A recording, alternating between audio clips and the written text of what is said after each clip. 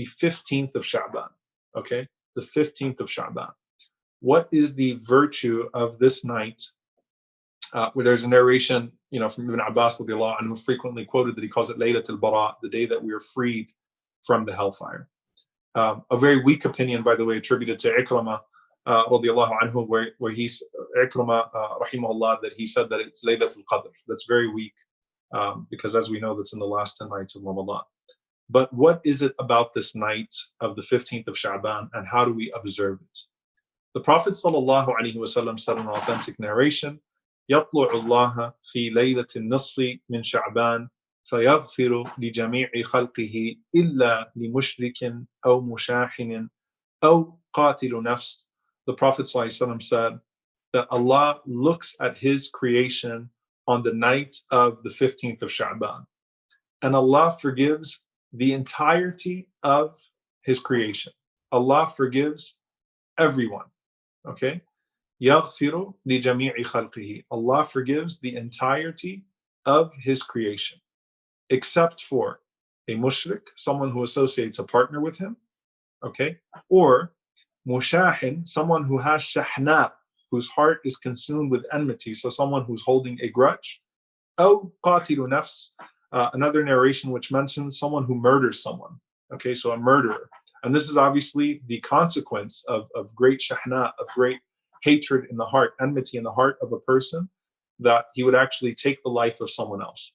So again, on that night, Allah looks at the entirety of His creation, and He forgives everyone that does not associate a partner with Him, that does not carry enmity towards their brother or sister, strong hatred and spite towards their brother or sister, or a murderer on that night. Now, of course, a murderer can be forgiven if they seek forgiveness from Allah, but this is just Allah's beautiful general amnesty that He's given on this night, okay, of the 15th of Sha'ban. This is beautiful for many reasons, and also it has a direct call to action for us. The first thing is that if the Prophet ﷺ said that this is the month, tu'radul amal, that the actions are presented to Allah, then this is the particular night that Allah looks at those deeds, and Allah subhanahu wa ta'ala forgives all of them. He cleans your record as you go into Ramadan. Okay? He cleans your record as you go into Ramadan. So you're granted this amnesty. Now approach Ramadan without the burden of your sins, but with the longing of your Creator, longing for Allah subhanahu wa ta'ala, because your Lord is so merciful that in this month before, halfway through Sha'ban, He looks at the creation and He forgives the entire creation, so long as there's no shirk or shahna or qatl. Okay? So no polytheism or enmity or murder. All right? So what's the call to action here?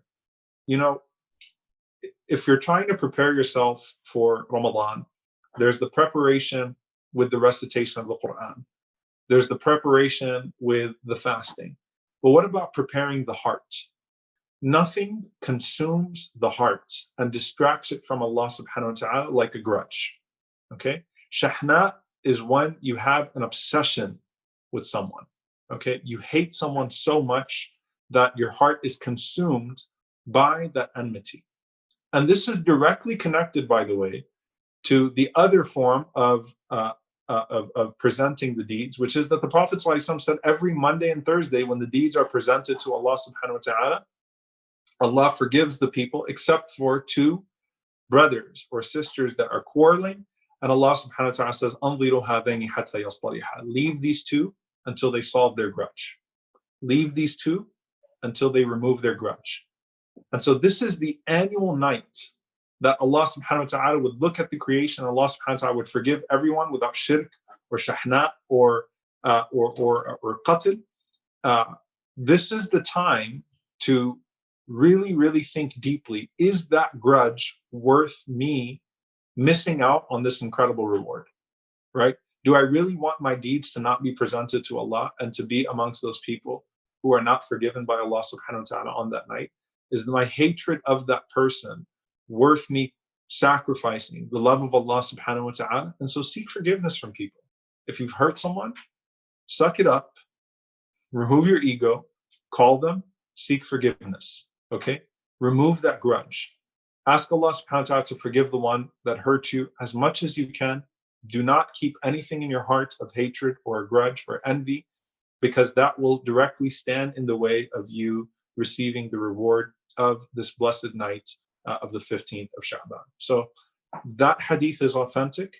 And just like you're preparing your tongue with qira'ah, with the recitation of the Quran, you're preparing your body with fasting, you're preparing your soul with the remembrance of Allah, you prepare your heart by removing that grudge, inshallah ta'ala, removing that hatred that you have of your brother or your sister, inshallah, so that you can clear the way for the Quran to consume your heart in Ramadan, and for Allah subhanahu wa ta'ala to be the full focus of your thoughts and attention during the month of Ramadan and beyond.